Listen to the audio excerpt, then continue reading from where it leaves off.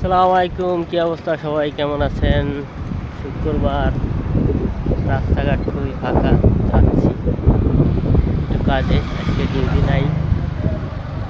দেখছেন পুরো রাস্তার অবস্থা, দেখেন একবারে ফাঁকা।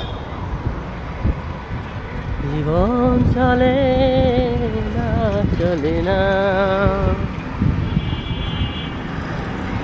চলে না, চলে না, চলে না।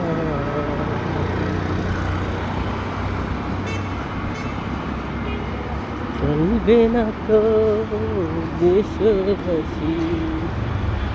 পাতা পুতুর ভর জিনিস না, পরে স্লিপ করে দুই শালা পড়লে মাথা ভেঙে গেলি।